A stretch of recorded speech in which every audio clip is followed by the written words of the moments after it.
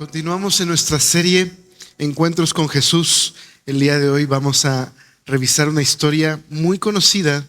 Es el paralítico que lo bajan por el tejado. Es una historia muy bella, muy conmovedora, donde exploraremos este tema, el poder de su perdón.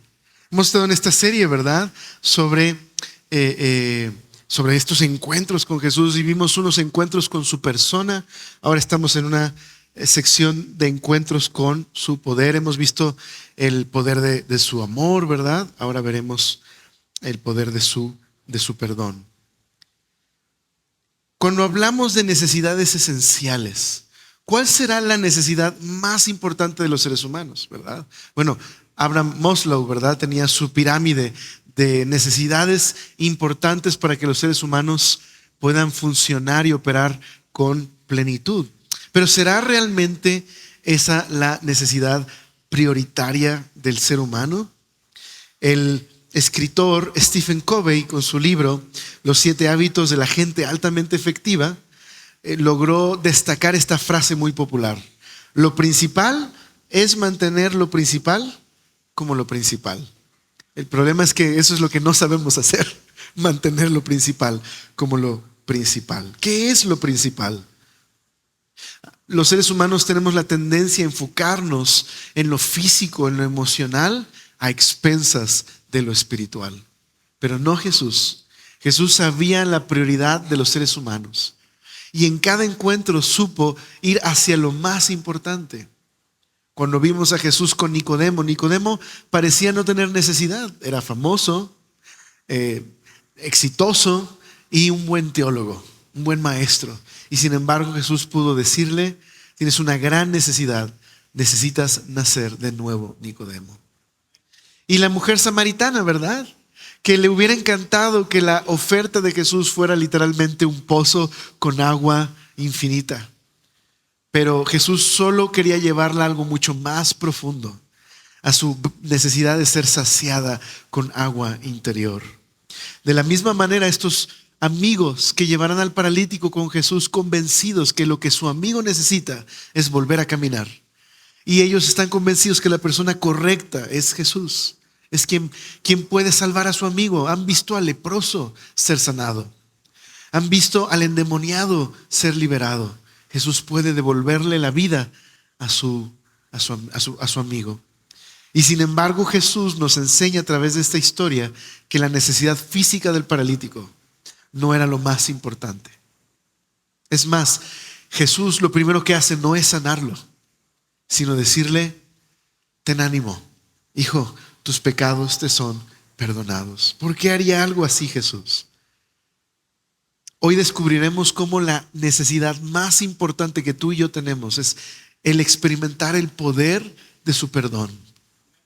Y aunque sí, déjame decirte que Jesús nos ama y se preocupa por nosotros, y le duele el dolor que experimentan las personas, Jesús sabe que hay prioridades, y eso es lo que hoy aprenderemos.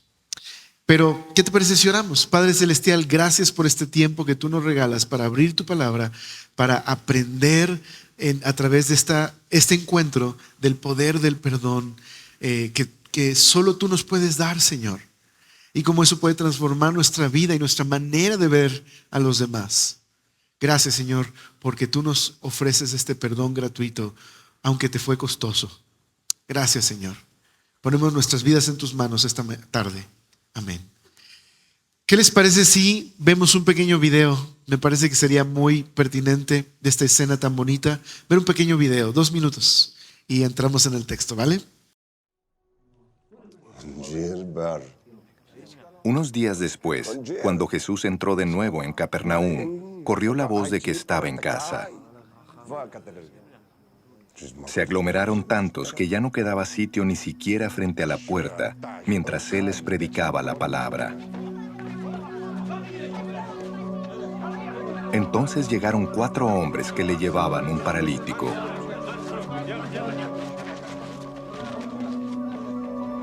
Como no podían acercarlo a Jesús por causa de la multitud, quitaron parte del techo encima de donde estaba Jesús.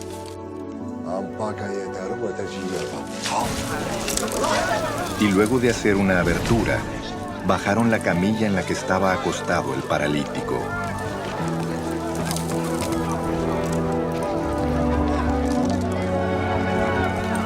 Al ver Jesús la fe de ellos, le dijo al paralítico: Hijo, tus pecados quedan perdonados. Estaban sentados allí algunos maestros de la ley que pensaban: ¿por qué habla este así? Está blasfemando.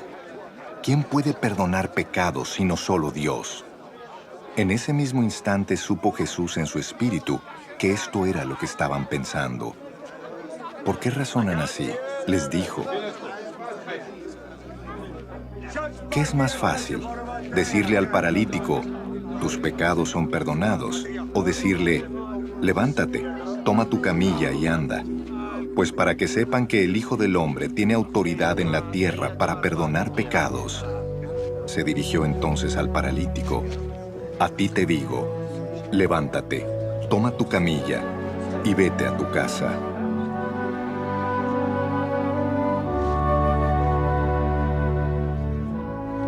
Él se levantó, tomó su camilla enseguida y salió caminando a la vista de todos. Ellos se quedaron asombrados y comenzaron a alabar a Dios. Jamás habíamos visto cosa igual, decían.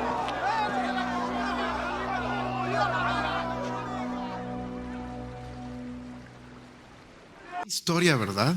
¿Qué historia? Ok, el texto está basado en Marcos capítulo 2, verso 1 al 12. En el video está en la NBI. Pero tenemos aquí nuestras Biblias. Vamos a dividir este pasaje en dos partes. Tenemos del verso 1 al 5, la interacción que tiene Jesús, ¿verdad? Con el paralítico y los amigos, ¿verdad? Es el escenario donde ocurre todo este drama, ¿ok? Pero luego del verso 6 al verso 12 es la respuesta que Jesús da a la multitud y a los fariseos por lo que está ocurriendo. Ok, en los primeros versos entonces tenemos información importante sobre qué está ocurriendo. Nos dice el verso 1 que Jesús otra vez, ¿verdad?, entró en Capernaum después de algunos días y se oyó que estaba en casa. La ciudad de Capernaum es una ciudad al noreste de Galilea, es una ciudad norteña en ese sentido, y en esta ciudad que es más o menos fronteriza, había una sinagoga muy importante, la sinagoga de Capernaum. Este era el centro de operaciones de Jesús. Jesús solía recorrer otras regiones y se quedaba en Capernaum, regresaba constantemente a Capernaum. Lo que quiero decirles es que para este momento, como nos enseñan los evangelios sinópticos, es decir, los que puedes ver juntos, Mateo, Marcos, Lucas, estos evangelios, esta historia está colocada donde la fama de Jesús se ha extendido. Ha crecido tanto la fama de Jesús que ahora multitudes lo siguen a todos lados. Esa es la razón por la que llegando a Capernaum no pueden los amigos del paralítico entrar a la casa. Está llena, está desbordando la casa. No cabe ni un alma más. Pero también Lucas nos dice que fueron unos fariseos y escribas, unos maestros de la ley, a esta reunión. A la par que la fama de Jesús ha crecido, también está creciendo la oposición en su contra. Lo están investigando. Están buscando hacerlo caer. Quieren saber más de este Jesús, pero no con el motivo en realidad de conocerlo, sino con el motivo de atraparlo.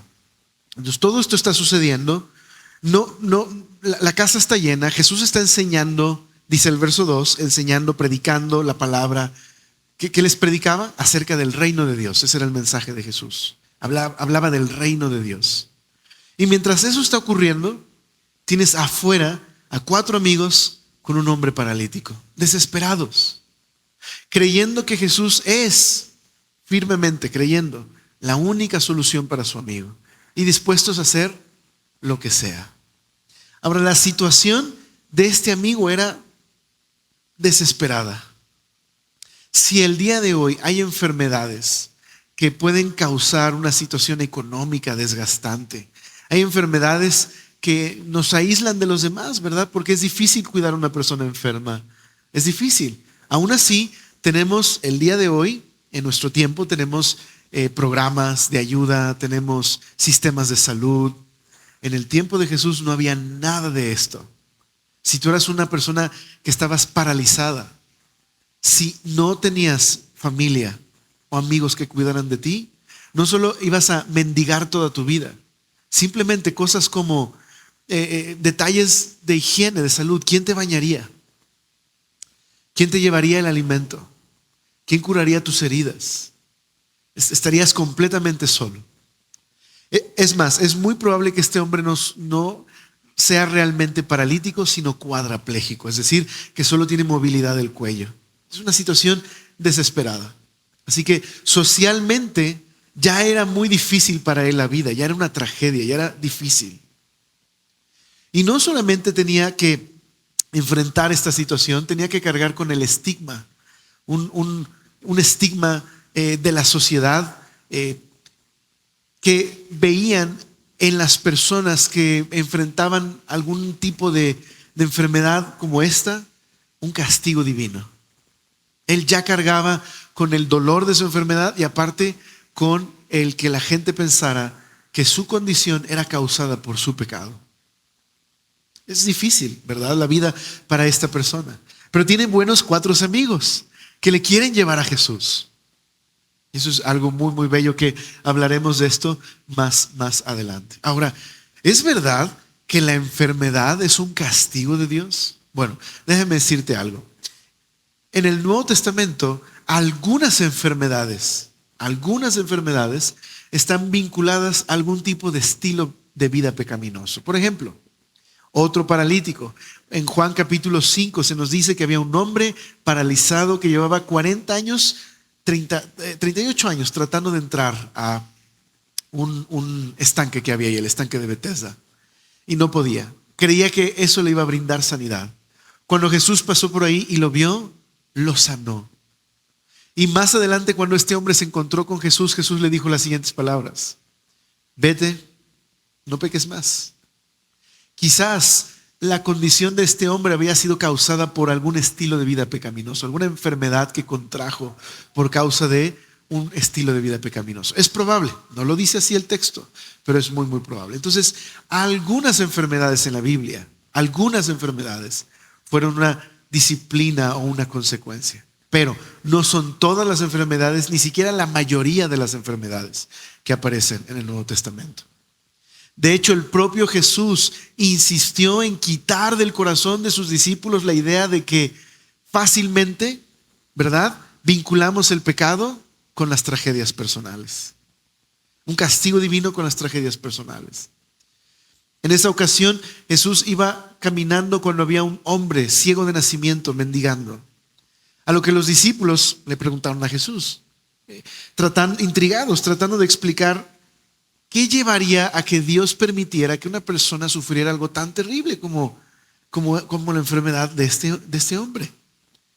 Así que le preguntan, Señor, ¿quién pecó? ¿Este o sus padres? A lo que Jesús los corrige inmediatamente. Censura esa idea y les dice, no es que él pecó o sus padres. Esta es la ocasión para que la gloria de Dios se muestre. Entonces no toda enfermedad es consecuencia de un pecado directo, ni toda tragedia o crisis económica o dificultad que una persona enfrenta o sufrimiento es causado por algo que hizo.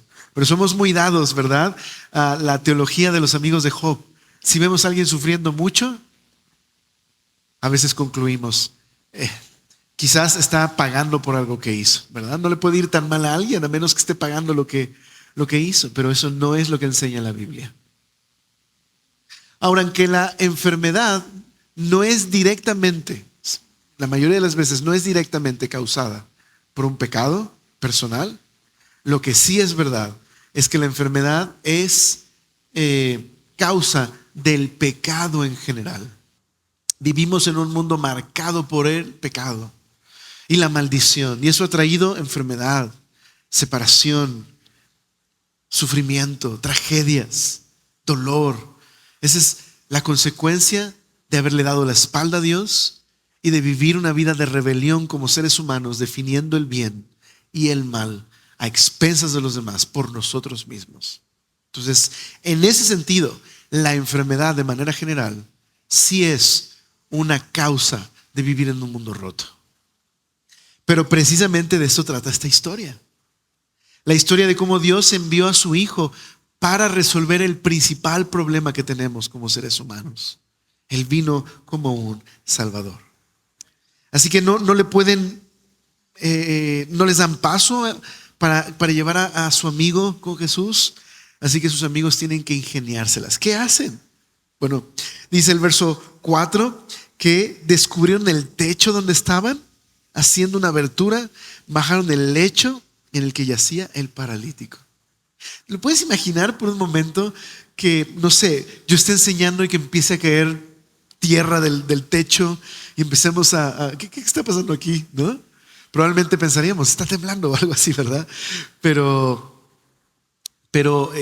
sería extraño, ¿estás de acuerdo? Ahora, no pienses que este techo está hecho de concreto, evidentemente. Las casas en ese tiempo estaban hechas simplemente de rocas. Muchas veces estas rocas no tenían algún tipo de pegamento o cemento. Le moví aquí, denme un segundo. Ahí está, perdonen mis notas. No tenían algún tipo de cemento o arena, no pegaban las rocas, pero sí utilizaban barro, arcilla, varillas de madera para poder pues formar la casa y el techo. Y también era muy común vivir en el techo en tiempos de calor. La gente se mudaba al techo. Dices, bueno, ahorita está lloviendo, pero en el calor puede ser buena idea si tienes techo propio, ¿verdad? Se iban en las noches simplemente a refrescarse del calor. Así que no era difícil hacer una abertura en el techo. Sin embargo, los amigos se arriesgaron mucho. Se expusieron a burlas, a que los empujaran, pero hicieron todo lo posible por llevar a su amigo con Jesús. No sé yo, no sé tú, pero quizás a la segunda intento yo me habría cansado y habría dicho, no, ¿sabes qué? Lo siento. Hicimos lo posible. No sé si tú hubieras hecho lo mismo, pero estos amigos me sorprenden. Aman a su amigo. Están dispuestos a todo sacrificio porque están convencidos de que Jesús es la respuesta. Más adelante hablaremos de ese tipo de amistad al que el Señor nos está llamando. Pero te puedes imaginar el rostro de los amigos cuando por fin logran bajar al paralítico. Están con Jesús, lograron su misión. Y lo único que Jesús le dice es, hijo, tus pecados te son perdonados. No nos dice el texto qué dijo la gente o qué dijo los amigos. Sí sabemos qué dijeron en su corazón los fariseos. Pero no sé cómo habrías reaccionado tú. Jesús, no, te equivocaste. Él no necesita perdón de pecados. Lo que él necesita es caminar. Mira, su vida es una tragedia. No seas grosero, Jesús. Ayúdalo. No sé cómo habría reaccionado. No sé yo cómo habría reaccionado. Pero es lo único que Jesús les dio en ese momento. El perdón de pecados. ¿Por qué haría algo así Jesús? ¿Sería cruel con él? ¿No le importará la condición de este hombre? Si él sabe tantas cosas, ¿no sabe que este hombre tiene años de su vida paralizado?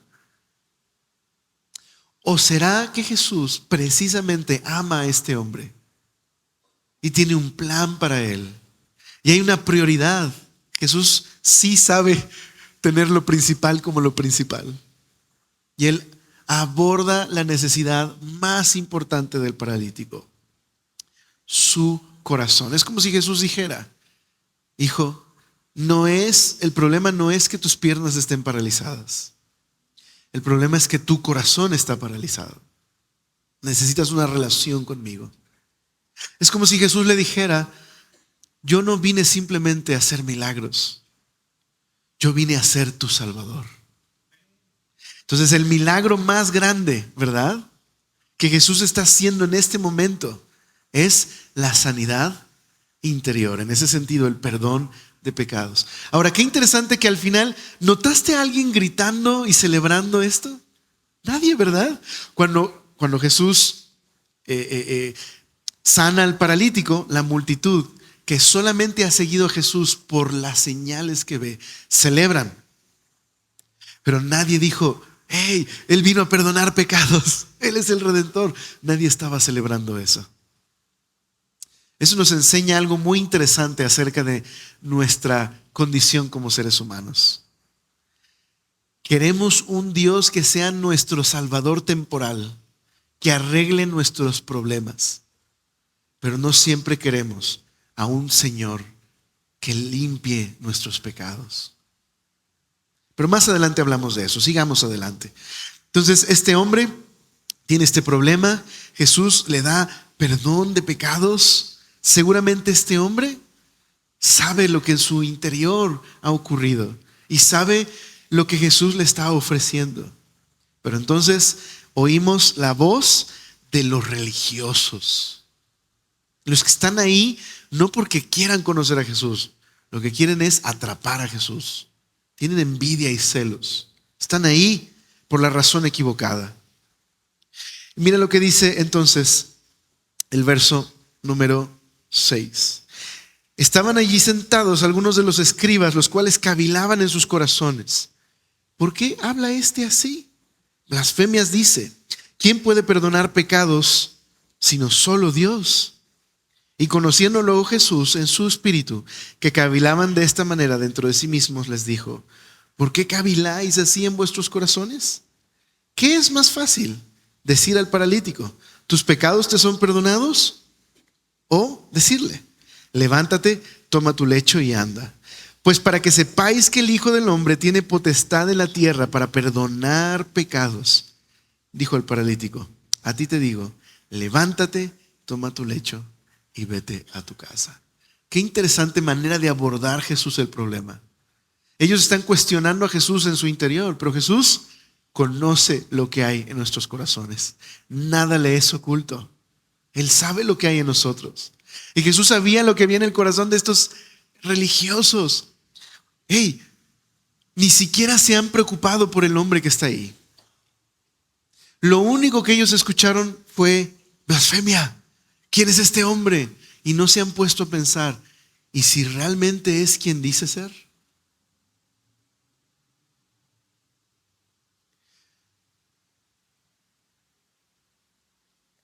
Dicen los fariseos, blasfemia, solo Dios puede perdonar pecados.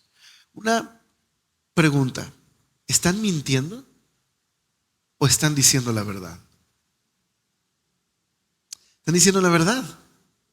Están diciendo la verdad. Sería muy extraño que yo me atreviera a decirle a una persona, o cualquiera de ustedes le dijera a su familia, se pusiera de pie y le dijera: familia, perdono sus pecados. Sería, saquen este payaso de aquí. ¿Sí me explico? ¿Quién te crees? Solo Dios puede perdonar pecados. Entonces, ¿o Jesús se volvió loco? Dice C.S. Lewis. ¿O está endemoniado? ¿O es el Hijo de Dios y necesito arrodillarme y reconocerle? Bueno, Jesús les dice: bien, ok, ¿qué necesitan? ¿Qué es más fácil? Decirle a este hombre: ¿tus pecados te son perdonados? O levántate y anda. Bueno, en realidad las dos son imposibles, ¿estás de acuerdo? Las dos son imposibles. Porque si este hombre está paralizado, ¿alguien se ha fracturado alguna vez? ¿Un brazo, una pierna? Si te han enyesado, sobre todo si es una fractura de la pierna, tú sabes que cuando te quitan el yeso no puedes caminar bien. ¿Cuál es la razón? Tus músculos, que solo estuvieron 3 meses sin hacer nada, solo 3 meses, se atrofiaron. Eso es lo que nos pasa si no nos ejercitamos con simple hecho de caminar diario. Ahora imagínate un hombre paralizado de años. O sea, no solo es sanarlo, o sea, que se pueda levantar al momento y que tenga todo el vigor y la fuerza como si hubiera caminado en toda su vida. Esto es imposible. Es imposible. Pero ¿qué es más difícil? Dice Jesús, ¿esto o esto? Pues los dos son imposibles. Y los dos demuestran que Jesús es el Hijo de Dios. Pero para que ellos sepan que Él en verdad tiene la autoridad de algo que a lo mejor no se ve. Perdono tus pecados, pero no se ve. Pues les voy a dar alguna manifestación visible de mi autoridad para perdonar pecados. Amigo, ¿te puedes poner de pie y tomas tu camilla, por favor? ¿No? Ahora, sin duda alguna, el hombre no se puso de pie y dijo, wow, Jesús, ¿qué onda? Si eres de verdad. Nos vemos el domingo, cuídate mucho. Gracias, chao a todos, bendiciones. No sucedió eso, ¿estás de acuerdo?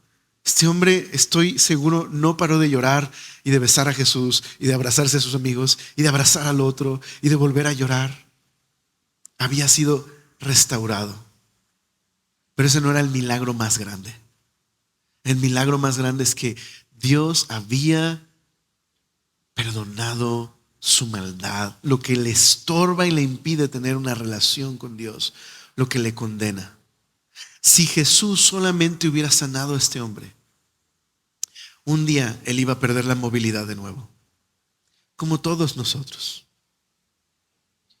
Cualquier bendición temporal, un día la perderemos, porque vivimos en un mundo marcado por la enfermedad y la muerte. Pero ahora volvemos a eso. Así que se levanta y toda la gente está alabando que Dios ha actuado por medio de Jesús, que el reino de Dios en verdad ha llegado por medio de Jesús. De eso trata esta historia, que el poder de Dios no está lejano, está ahí en Jesús, el poder de perdonar y transformar la vida de las personas. Dios hizo la diferencia en la vida de este hombre.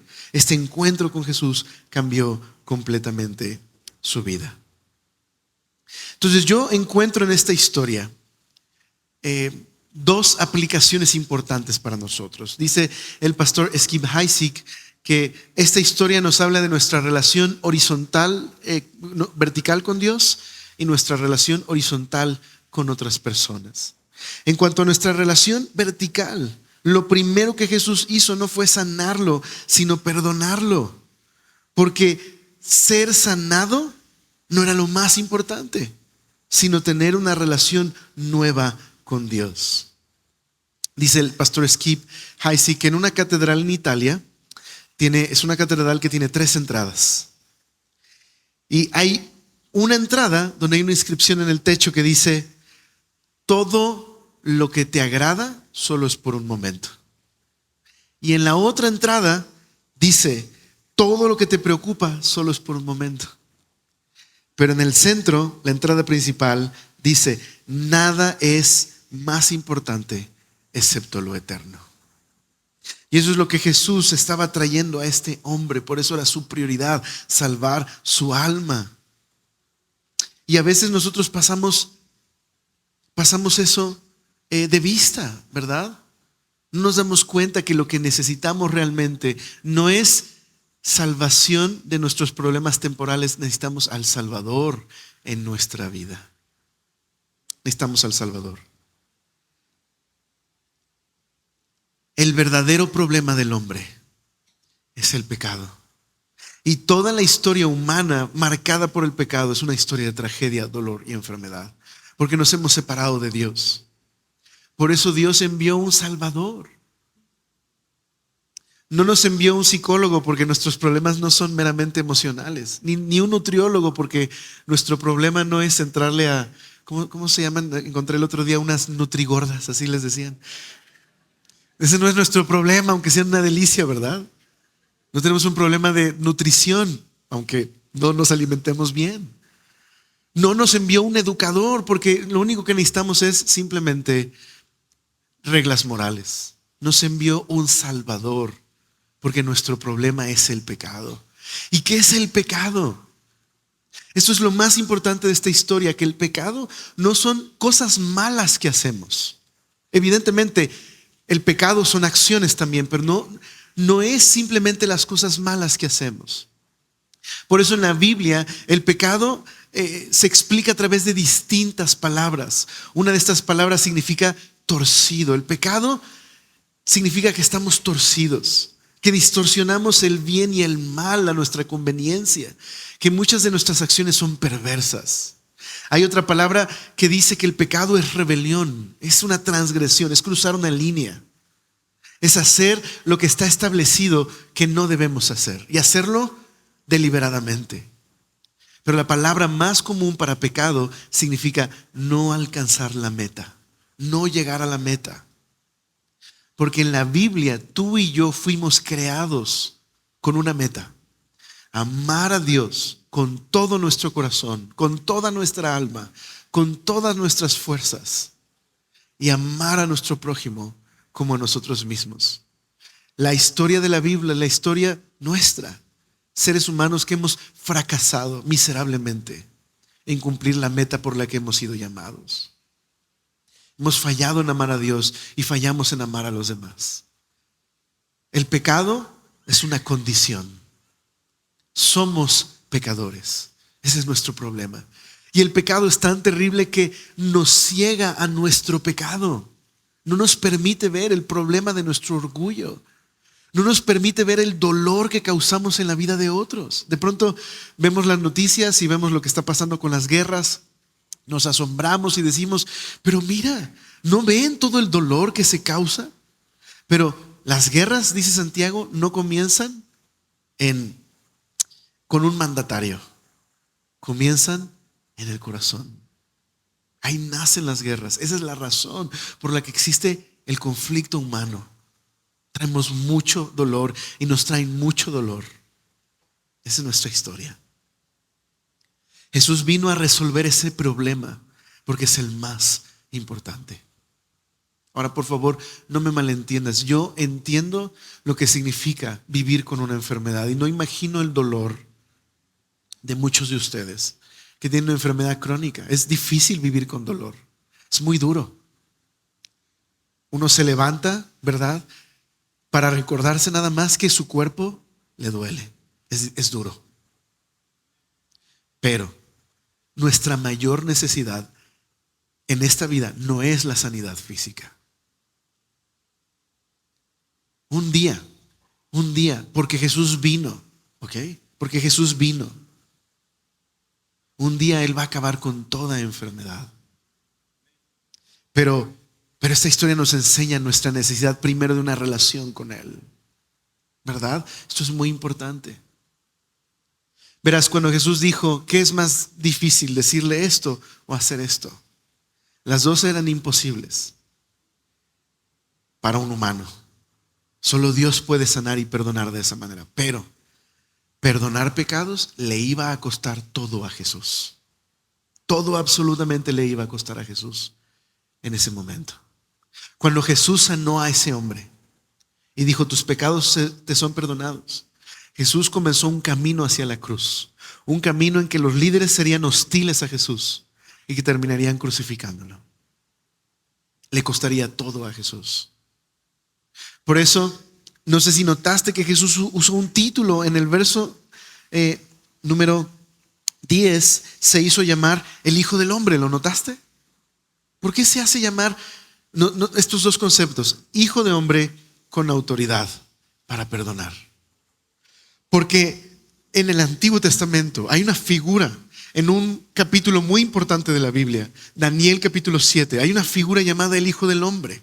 Daniel tiene una serie de sueños y visiones donde se representan a las naciones corruptas, idólatras y malvadas de este mundo como bestias salvajes. Y en medio de la visión, Dios derrota a estas bestias y aparece el Hijo del Hombre, uno que recibe toda la autoridad para gobernar los cielos y la tierra por todos los siglos y establecer un reino de justicia que nunca tendrá fin. Ese es el Hijo del Hombre. Pero aquí lo vemos venciendo al verdadero enemigo, que es el pecado. ¿Y cómo lo haría? Viviendo la vida obediente y perfecta que tú y yo jamás podríamos vivir. Y tomando para Él mismo el pecado y la tragedia de todos los seres humanos y llevando las consecuencias de nuestro pecado hasta la cruz. Enfrentando la justa indignación del Padre por el pecado. Entregando su vida para salvarnos. El Hijo del Hombre tiene autoridad para perdonar pecados. Pero Él sería primero entregado por nuestros pecados a la cruz. Y luego, como hoy celebramos, resucitaría. Así que le costó todo. Lo que quiero decirte con esto es que sí, Jesús sí se preocupa por tu dolor. Pero puedes confiar en que tu dolor no es para siempre. Un día Él volverá a establecer un reino y Él sanará tu dolor. Pero si Él no sana tu dolor el día de hoy, puedes confiar en que Él te ama y que si has creído en Cristo, Él ha resuelto el problema más grande que tenías. El problema para nosotros es que nos cuesta tanto trabajo estar confiados, ¿verdad? Y queremos que Jesús repare como un salvador personal nuestros problemas. Y nos cuesta confiar en que lo que Él nos ha venido a ofrecer es algo mucho más grande. Nos ha venido a ofrecer su vida. Él es el Salvador. Entonces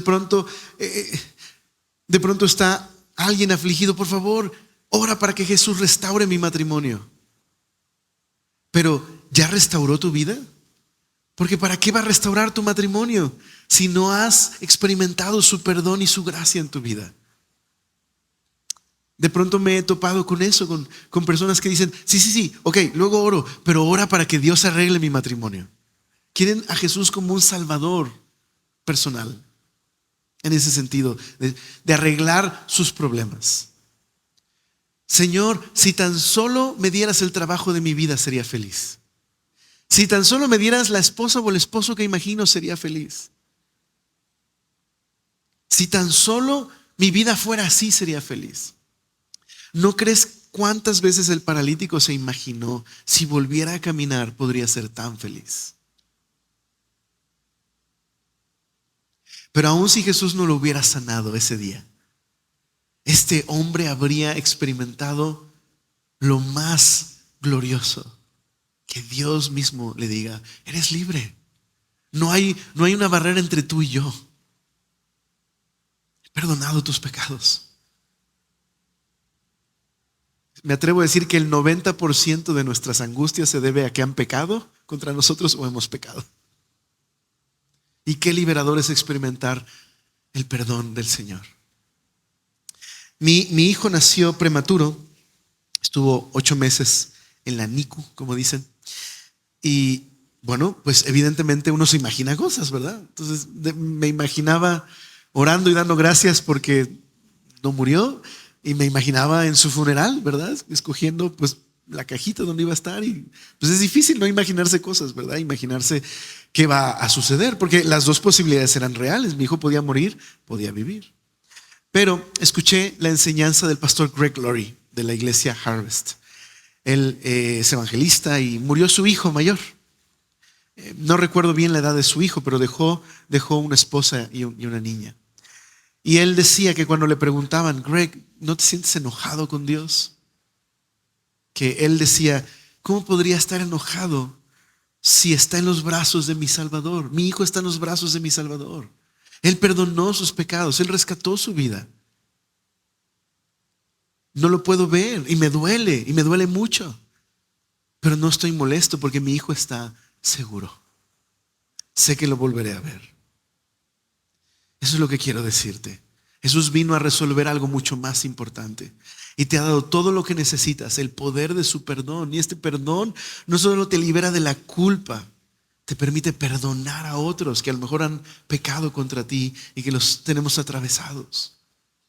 El poder de su perdón. El milagro más grande que nadie celebró aquí en esta historia, pero es el milagro que deberíamos celebrar nosotros. Que una persona se arrepiente de su pecado y venga a los pies de Cristo y le reconozca, no hay milagro más grande. De hecho, pensando en eso, déjame decirte que la enfermedad más grave no era la de este hombre paralítico, era la del corazón de los religiosos. Dijo Philip Yancey, déjame leerte lo que él dijo.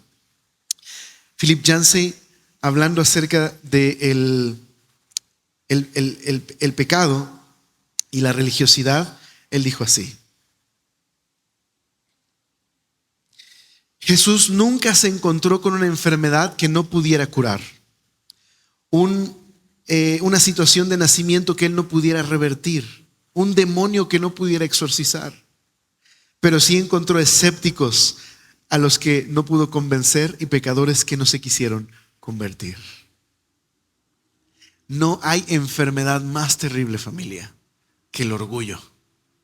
No hay enfermedad más terrible que el orgullo, que la religiosidad, que creer que estoy bien. Alex, esto es para gente mala, gente adicta, gente que tiene problemas. Yo estoy bien. Yo trabajo, soy honesto, pago impuestos. Es más, Jesús me debe disculpas por estarme metiendo así en el mismo saco. Es la gran tragedia de estos fariseos. Están paralizados en su corazón como el paralítico. Pero tienen al Salvador y no lo pueden ver. Está frente a ellos el Salvador y no lo pueden ver. Qué tragedia tenerlo enfrente y rechazarle. Yo te ruego que si esa es tu actitud, Jesús quiere salvarte y lo necesitas. Necesitas la salvación que Él ha pagado por ti en la cruz. Ríndeles tu vida, reconoce tu pecado, entrégale tu vida. Pero déjame terminar este mensaje hablando también de nuestra, no solo de nuestra prioridad, ¿verdad? Vertical, sino horizontal. ¿Qué onda con los amigos? ¿No te encantaría tener amigos así? Bueno, necesitamos amigos. Esta historia nos enseña lo importante que es tener buenos amigos que nos amen y nos lleven al Señor, nos hablen del Señor. Lo necesitamos. No fuimos creados para vivir aislados. Necesitamos amigos. Pero quiero sugerirte que quizás a veces el mayor problema para encontrar buenos amigos somos nosotros. Hombres, necesitan más amigos en la iglesia, amigos cristianos. Mujeres, necesitas más amigas en la iglesia. Necesitas amigas cristianas, amigas que te muevan al Señor. Lo necesitas. No estoy diciendo que no tengas amigos en el mundo a quien puedas compartirles, pero sé honesto. ¿Te llevan tus amigos al Señor? ¿O te invitan a participar del pecado? Considéralo. Necesitas buenos amigos en la iglesia. Ponte a orar por ellos. Ora que el Señor te conceda amigos que sean leales, que te lleven a Jesús. Y eso significa que te van a decir cuando estás mal, aunque no te guste y te enojes. Van a amar suficiente a Jesús como para decirte lo que está mal, aunque te vas a sacar de onda. Que te animen en la fe, que lloren contigo, que te lleven a Cristo. Necesitamos buenos amigos. Pero, ¿y qué onda? ¿Somos ese tipo de amigos? ¿Qué tipo de amigos somos? ¿Sacamos lo mejor de las personas o sacamos lo peor de las personas? ¿Somos ese tipo de amigo que hace todo lo que tenga que hacer por ayudar a otros de sus amigos a venir a Jesús? ¿O somos un estorbo para nuestros amigos? Es muy duro decirlo así, pero ¿qué onda? ¿Qué tipo de amigo eres? Pues hoy puedes ser un buen amigo. Si le permites a Jesús ser el centro de tu vida, puedes ser un buen amigo para otros. Necesitamos buenos amigos. Así que terminemos el día de hoy pensando en esto. No seamos como la multitud que celebra el milagro, pero se pierde del Salvador porque solo quiere un Salvador de problemas temporales. No seamos como los fariseos que endurecen su corazón y no ven su necesidad de Cristo. Pero seamos como estos amigos que van a Jesús porque saben que Él está la respuesta. Y como el paralítico, vivamos en su perdón. Vivamos humillados, confiando en Él. Descansando en el hecho de que si tenemos al Salvador, lo tenemos todo. Lo tenemos todo. ¿Oramos? Señor, gracias por este tiempo que nos has concedido para alabarte, para escuchar tu palabra y para responder a ella en fe, en obediencia, en esperanza. Señor, gracias porque tú has perdonado nuestros pecados. Estábamos lejos de ti, separados, pero tú nos rescataste y nos incluiste en tu familia. Y hoy continuamente podemos acceder a tu perdón. por gracia esta relación preciosa que has establecido con nosotros. Señor, perdónanos cuando te queremos solo como un salvador para nuestros problemas temporales y no te deseamos a ti más, Señor. Perdónanos. Pero gracias por tu perdón, que es lo que necesitamos. Y Señor, te traemos nuestros problemas temporales. Si tú quieres resolverlos, aquí están, Señor. Tú puedes hacerlo como lo hiciste con este paralítico. Tú puedes, Señor. Pero ayúdanos a no quedarnos en la superficie, sino a abrazar este precioso perdón que nos transforma y que nos permite vivir una vida diferente. Te lo pedimos en el nombre de Jesús. Amén.